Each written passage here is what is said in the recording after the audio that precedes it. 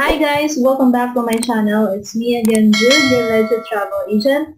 Kung ikaw ay naghahanap ng airline tickets, domestic and international, tour packages, hotel accommodation, ferry tickets, meron kaming to go, visa assistance, passport assistance, at marami pang iba, i-message mo ko sa aking Facebook Travel and Tours page. Ilalagay ko lang yung description below this video para i-click mo na lang at madali mo siyang mapuntahan. And for today's video, I am just going to show you how to do manage booking here in koreanair.com. Kung ikaw ay gustong mag-tour sa Korea, then meron kaming tour package. And kung ikaw din ay gustong mag-travel lang sa Korea, then you can also book your ticket sa akin. Okay, so first go to koreanair.com. I-type mo lang dyan sa browser koreanair.com, and this is the website of Korean Air. Book flights, my trips, and just click my trips and enter your booking reference or ticket number. And then select boarding date. When is your departure date? Just select, and then last name. Please enter your last, first, and middle name in the same language used when making your reservation.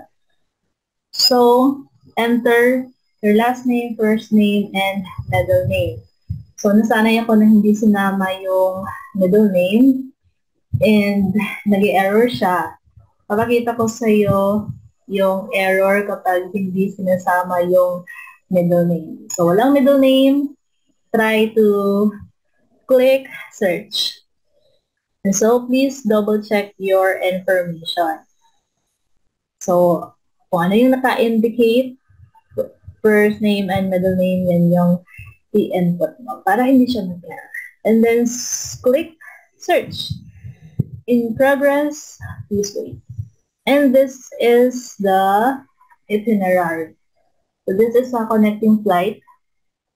Itinerary 1 is Manila to ICN, Incheon, Seoul, Korea. And then itinerary 2 is Incheon to New York, John F. Kennedy, Terminal 1. And then itinerary 3, New York Terminal, John F. Kennedy to Charlotte. But this time, yung airline na sasakyan is Delta Airlines. So, connecting flight from Korean Air, lilipat siya ng Delta Airlines. Below, dito yung travel and visa requirements. Okay. Then, information.